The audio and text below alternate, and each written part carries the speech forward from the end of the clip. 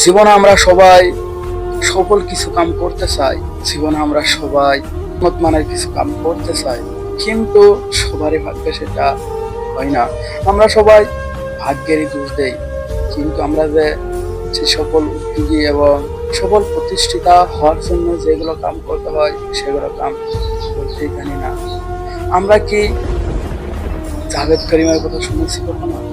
আমরা কি জাভেদ করিমের কখনো অবদান করেছিলাম? কখনো করিনি। তো ইউটিউব আমরা বর্তমান বিশ্বের ভিতরে সেরা অ্যাপস হিসাবে ব্যবহার করি। সে ইউটিউব প্রতিষ্ঠা করেছিলেন জাভেদ করিম। জাভেদ করিম ইউটিউব প্রতিষ্ঠা করে সারা বিশ্বতে অনলাইন যুগে ভিডিও রেকর্ড করার পরে তো করতে পারেছেন। জাভেদ করিমের অবদান যদি আমরা পড়তে যাই তখন তার অবদান আমরা পুরো শেষ করতে পারবো না। তাই জীবনে যদি কোনো কিছু করতে চাও, জাভেদ করিমের লক্ষ্য রাখান কিছু কাম করতে শিখো। জাভেদ করিম 5টা লক্ষ্য বলেছিল।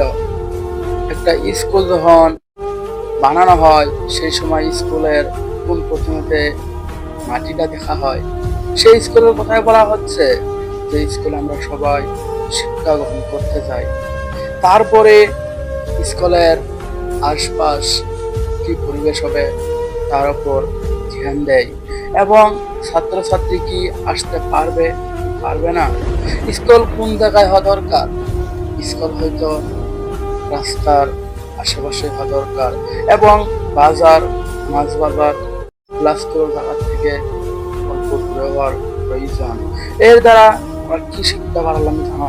এর দ্বারা আমরা কি বুঝতে পারছি জানো? হয়তো আমরা সবাই জীবনের লক্ষ্য প্রতিষ্ঠা করার জন্য আমরা কিছু লক্ষ্য রাখতে হবে। যেমনি আমাদের বয়স যখন 10 বছর হবে তখন হয়তো আমাদের একটা লক্ষ্য নির্ধারণ করতে হবে। তারপর সেই লক্ষ্যটা আমরা কেমনে ভাবে এগিয়ে যাব, সেই লক্ষ্যতে আমরা কেমনে ভাবে পরিণত হব সেটার উপর ধ্যান দেওয়ার প্রয়োজন।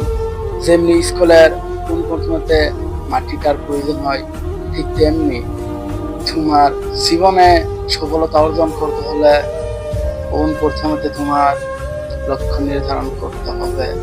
তুমি কি করবে এবং তুমি কি করবে না সেটা ভাবতে হবে।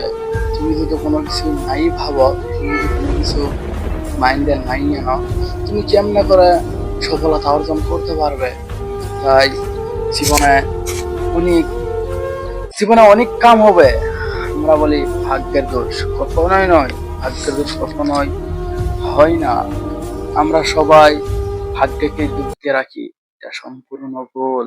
শখের একটা আয়না পছন্দ করছিলাম, সেই আয়নাটাকে ধরতে গিয়ে নিজের জীবনটাই আয়নার মতো ভাঙে চুরমার করে দিলাম।